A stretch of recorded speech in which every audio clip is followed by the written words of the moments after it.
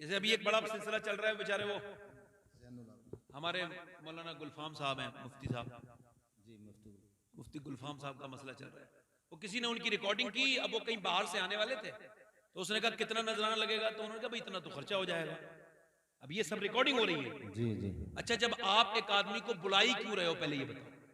अपनी तारीख पे बुलाओगे, बंदा बाहर है, देखो आलिम आलिम होता है जी, याद रखो, आलिम की इज्जत जरूरी है। बेशक। तो अब आप उसे बुला रहे हो और बुलाने के बाद रिकॉर्डिंग कर रहे हो, यानी प्लान के साथ कर रहे हो सब, प्लान के साथ। और रिकॉर्डिंग करने के बाद क्या कह रहे हो, फला दिन आना है। वो कह रहा है भाई इतना तो खर्चा हो जाएगा, छोड़ो मुझे ना, इतना खर्चा हो जाएगा। कह लगा नहीं, फला ही दिन आना है आपको साहब। उसके बाद आपने रिकॉर्डिंग की, उसने नजराना अपना बता दिया मैं खर्चे के, रिकॉर्डिंग आपने की, पूछा आपने नजराना, रिकॉर्डिंग फिर की। अब ये जो रिकॉर्डिंग आपने वायरल की है, ये बताओ ये कहां तक जायज है? कहाँ तक जायज है? सही, क्या बात है, वाह। प्राइवेसी कोई चीज होती है कि नहीं होती है? जी प्राइवेसी के मामले में इमाम गजाली एक हदीस लेके आए हैं। जी। वो फरमाते हैं कि अल्लाह के रसूल ने फरमाया कि किसी का खत, जी किसी जी, का खत बगैर उसकी मर्जी के पढ़ना ऐसा है जैसे जहन्नम की आग को देखना। अल्लाह अकबर।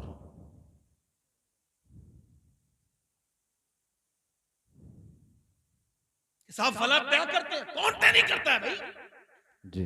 अगर कोई ये कहता है ये तय करना गुनाह है, तो वो तौहीन करता है उन उलमा की जो तय करके पढ़ाते हैं,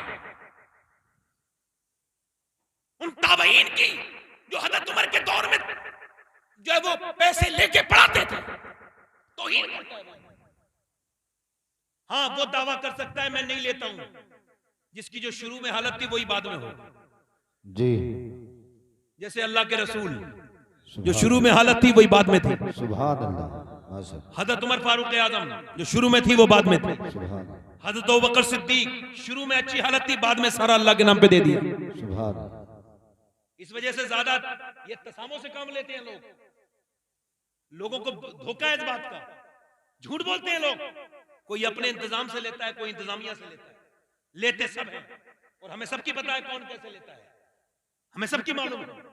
समझ आ रही नहीं आ रही है? तो उन लोगों से गुजारिश है कि ये उलमा की तौहीन ना करो, दीन तुम्हें सिखाते हैं। जी बेशक।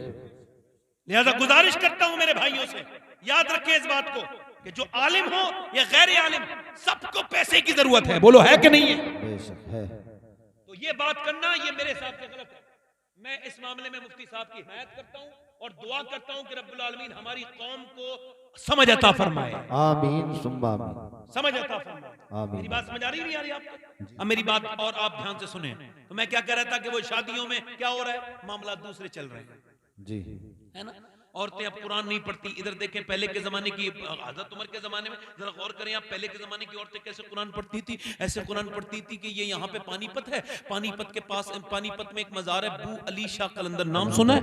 नुअमानी, बू अली शाह कलंदर नुअमानी, इमाम आजम अबू हनीफा की औलाद में से एक बेटे बड़े मशहूर हैं जिनका नाम है शरफुद्दीन बू अली शाह कलंदर नुअमानी।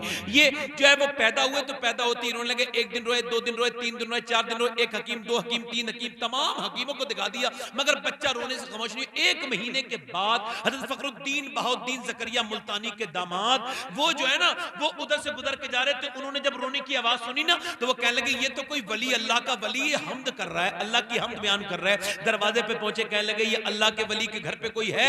अब्बा बाहर आए, का क्या मतलब? का मेरा बेटा अल्लाह का वली है, पूरे 1 महीने से तो सोया नहीं है, सोने नहीं दिया लोगों को, और आप इसे वली कह रहे हैं। का मेरे पास लेकर के आओ, गोद में दिया तो गोद में दिया ना, तुम ये तवज्जो करें, जब गोद में दिया ना तो बच्चा अल्लाह अकबर, कान में एक कुछ पड़ा, दूसरे कान में कुछ पड़ा, दोनों कानों में कुछ पड़ा, तो बच्चा खामोश हो गया। जब बच्चा खामोश हो गया तो बाप ने पूछा आपने क्या पढ़ा था? कहने लगे मैं बाद में बताऊंगा, पहले ये बताओ कि इसकी माँ कुरान की हाफिजा है, उसने कुरान का हाफिजा कर रखा है? कहा हाँ। कहा तो सुनो, जब ये अपनी माँ के पेट में था ना, तो इसकी माँ ने इतना कुरान पढ़ा, इतना कुरान पढ़ा, इतना कुरान पढ़ा, इतनी तिलावत की, उठते बैठते चलते फिरते खाते रोटी पकाते बर्तन धोते, इतना कुरान पढ़ा कि इस बच्चे की रूह की ग़िज़ा कुरान की तिलावत बन गई, इसकी रूह की ग़िज़ा कुरान की तिलावत बन गई। तवज्जो करें मेरी बात पर, कुरान की तिलावत कर गई। इमाम गजाली कहते हैं कि औरत जब प्रेग्नेंट मूवमेंट में होती है, यानी वो जब गर्भवती होती है, जब वो हालत हमल में होती है, फरमाते हैं जब पेट में उसके बच्चा होता है, दर्द होता है, तकलीफ होती है, बड़ी परेशानी से गुजरती है। एक औरत बच्चे को पेट में रखते वक्त 9 महीने लगातार पेट में रखना आम बात नहीं है, मगर इमाम गजाली कहते हैं जब वो रात को सजदे में सर झुकाती है और कहती है मालिक मेरी मौत भी हो सकती है बच्चा पैदा करने की वजह से, मगर ये सब मुझे गवारा है मेरे रब, तकलीफ गवारा है, मगर एक ही गुजारिश है जब मेरा बच्चा पैदा होना तो बेटा मेरा बने, बंदा तेरा बन जाए, अल्लाह ये नेक बन जाए। अगर ऐसे वक्त में माँ दुआ करती है तो अल्लाह कबूल फरमा देता है। अल्लाह अकबर, जरा गौर करो, पहले माएँ कुरान पढ़ा करती थी। अल्लाह अकबर, जरा तवज्जो करें मेरी बहनें, गौर करें। पहले के जमाने के, ये दिल्ली में एक माँ रात का वक्त है, रो रही है सजदे में, ऐसी माएँ होती थी काबिल रश्क, रात के वक्त में रो रही है माँ सजदे में। माँ जब सजदे में रो रही है तो बेटा उठ गया, 8 साल के बच्चे की नींद खुली तो बेटे देखा माँ रो रही है, आगे बढ़ के बैठ गया माँ के करीब। माँ ने जब सलाम फेरा तो बोला अम्मी जान क्यों रो रही हो? माँ ने कहा बेटे अच्छा तू उठ गया कहाँ? कहा बेटे अभी मेरे हाथ पे कीड़ा चढ़ गया था। कहा फिर मैंने सोचा कुछ दिनों के बाद मर जाऊंगी, कब्र में जाऊंगी, जब कब्र में जाऊंगी तो मेरे कब्र में मैं जाऊंगी तो ऊपर से तख्ते लगा दिए जाएंगे। वो सब सोचो तो एक दिन वो होगा, तुम भी तख्ते के नीचे होगे, मैं भी तख्तों के नीचे होऊंगा, और ऊपर से मिट्टी डालने वाले मिट्टी डाल के जाएंगे। वो कहती मेरे बेटे एक तो कब्र का अंधेरा और ऊपर से वो छोटे छोटे बड़े बड़े कीड़े मेरी नाक में मुंह में दाखिल होंगे, मैं औरत जात हूं इस वजह से रो रही हूं। बच्चा बोला अम्मी तू तो बड़ी है, मैं तो बहुत छोटा हूं, मेरा क्या होगा? माँ ने अपने बच्चे को रोते देखा तो कहने लगी बेटे सजदे में चला जा, अल्लाह कब्र के अजाब से तुझे बचा लेगा। बेटा जब सजदे में गया तो माँ भी सजदे में जाके रोई, फूट फूट के कहने लगी मालिक यहाँ तक लाना मेरा काम था, यहाँ से आगे कबूल करना तेरा काम है, मेरे रब इसे कबूल कर ले, मैं बेवा औरत हूँ, ये यतीम बच्चा है, इसका कोई नहीं है, इसे कबूल कर ले। रोज माँ रोती थी, दिन में चरखा चला के रात को रोती थी बच्चे के साथ। माँ का इंतकाल हो गया, बेटे का रंग दिल्ली के अंदर चढ़ा और उसके बाद बेटे का भी विसाल हो गया। मगर दिल्ली में जाके देखो, बड़ी बड़ी रानियां महारानियां, राजाओं महाराजाओं की बीबियां रानियां आई, मगर उनकी कब्रों के निशान भी मौजूद नहीं है। मगर जो रात को रोती थी उसका मजार दिल्ली में एम्स के बराबर में 3 बीघा जमीन में बना हुआ है, और उसके मजार पे हर हफ्ते बुध के दिन मेला लगता है। उसका नाम है सैयदा सुलेखा अल मारूफ माई साहिबा, उसके बाप का नाम है सैयद अरब शाह, और उसके बाप के पीर का नाम है ख्वाजा उस्मान हारूनी, और उसके बेटे का मजार करीब में है। अल्लाह अकबर, उसके बेटे के मजार को देखे, बादशाहों की कब्रों के निशान नहीं है, मगर उसके बेटे के मजार पे रोज मेला लगता है। उसका नाम निजामुद्दीन महबूब इलाही है। सुभान अल्लाह, सुभान अल्लाह, सुभान महबूब इलाही। मैंने गुती इकबाल कहता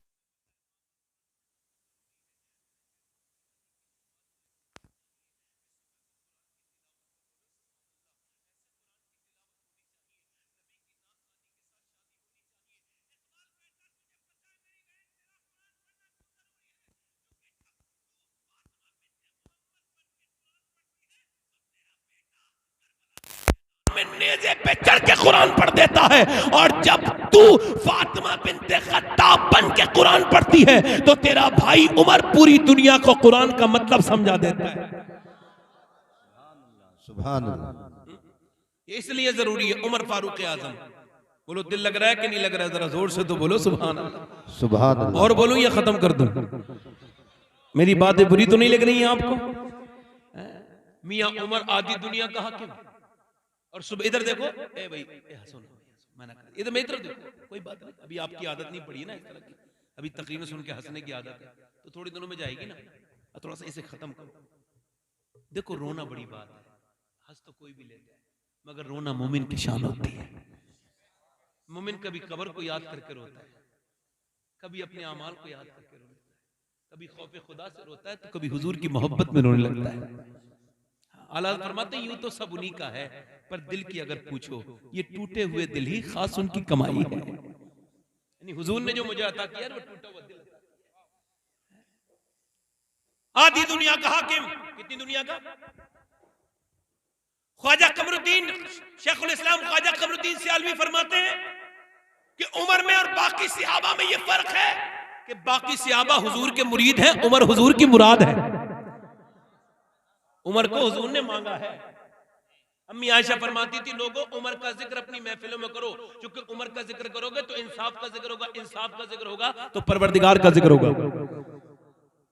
तवज्जो है कि नहीं? अब मेरी बात सुनिए। उमर क्या करते हैं, सुबह को उठते हैं, उठने के बाद क्या करते हैं, पानी भरने लगते हैं, डोल लेते हैं, डोल से पानी निकालते हैं, कांधे पे डालते हैं। एक घर में, दो घर में, तीन, दोपहर होने लगती है ना, तो हजरत सैयदना उमर फारूक आजम रज़ी अल्लाह तआला अन्हु फिर उसके बाद औरतों के घर की जो है सौदे ला के देते हैं। किसी ने पूछा आप ये किसके सौदे ला के देते हैं, और आप बताइए किसका पानी भरते हैं? कहने लगे मदीने में कुछ औरतें ऐसी हैं जिनका ना कोई पानी भरने वाला, ना कोई सौदा लेने वाला, तो मैं उन औरतों की चूंकि जिम्मेदारी है ना, तो उनका पानी भर के आता हूँ और उन्हें सौदा ला के देता हूँ। जरा सा एमएलए एमपी हो जाए ना, एमएलए एमपी, तो देखो फिर उसका रंग। एमएलए एमपी तो बड़ी बात है, प्रधान जी हो जाए ना तो बात कब करते हैं ध्यान से, फिर तो उनकी बुलेट में आवाज ही तेजी हो जाती है। 4 साल तक तो जमीन पे नहीं रहते, 4 साल के बाद फिर सोचते हैं अब जमीन पे आने का वक्त हो गया, फिर कहते हैं अस्सलाम वालेकुम। 4 साल तक ये बदतमीजी इन लोगों के अंदर, जरा से ऊपर उठे तो उमर आधी दुनिया का हाकिम है भाई। चिराग बुझ गया तो चिराग उठ के बुझा जला दिया। किसी ने पूछा उमर हैं आपको क्या जरूरत थी, गुलाम से जलवा लेते? आपने फरमाया जब मैंने चिराग नहीं जलाया था तब भी मैं उमर था, और मैंने चिराग जला दिया तब भी तो उमर ही हूं, कोई फर्क थोड़ी पड़ा मुझ पे। निकल के जाते हैं, समझो, निकल के जा रहे हैं, एक दिन एक घर में से रोने की आवाज आ रही है, दरवाजे पे दस्तक दी, कौन हो रहा है? तुम्हें क्यों बताएं कौन है तुम? दरवाजा तो खोलो। दरवाजा खोला, अंदर से बूढ़ी औरत आई, बोलो कौन हो? पहचाना नहीं हजरत उमर को, मुंह पे ढाटा लगा था, वैसे भी नहीं जानती, देखा नहीं था कभी।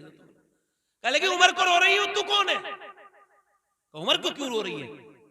रो के बोली मैं पका हुआ फल हूं, किसी दिन टूट जाऊंगी, मर जाऊंगी, कब्र में जाऊंगी, 3 दिन से भूखी बैठी हूं, मेरे बच्चे नहीं है, मेरा शौहर नहीं है, अकेली हूं, मर के कब्र में जाऊंगी, हुजूर आएंगे तो सरकार से कहूंगी या रसूल अल्लाह, उमर की हुकूमत में 3 दिन भूखी थी, सरकार से शिकायत करूंगी उमर की।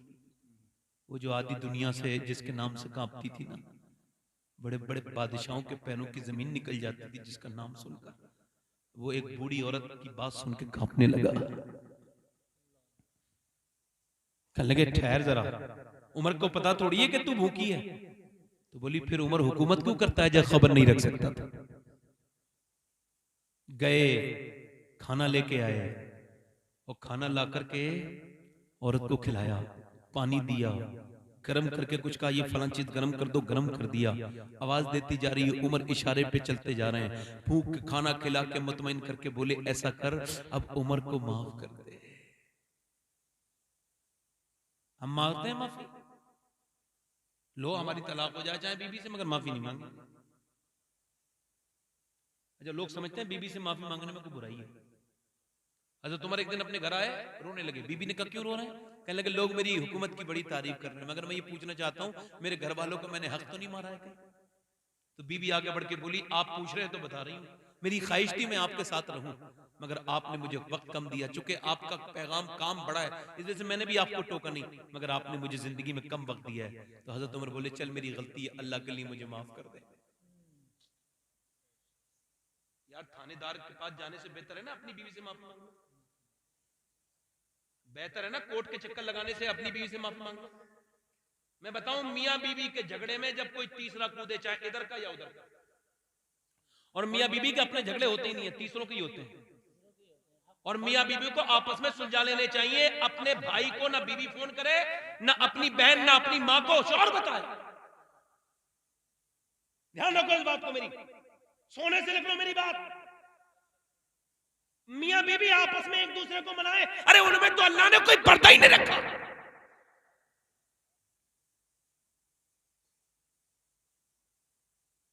अल्लाह ने इसे उसका लिबास बनाया, इसे उसका लिबास बनाया। हुन्ना लिबासुल लकुम व अंतुम लिबासुल लहुन्ना, मर्द औरत का लिबास है। औरत, इमाम हुसैन कहते हैं मैं अपने बड़े भाई हसन से समझा इस आयत का मतलब। कहा कैसे? कहने लगे मुझे अपनी, वो कह रहे थे मुझे अपनी बीबी को तलाक देनी है, तो मैंने कहा क्या बात हो गई? बोले तो अपनी बीबी की बात तुम्हें क्यों बताऊं? कहते फिर जब हजरत इमाम हसन ने तलाक दे दी तो मैंने पूछा भाई अब बताओ उसमें क्या कमी थी? कहने लगे यार दूसरे की बेटी की बातें क्यों सुनना चाह रहा है, क्या जरूरत है, खत्म करना, तलाक हो गई खत्म। इस बात से समझ रहे हो बात को? अपनी बीवी की बुराइयां जो दूसरों से करने लगे उसका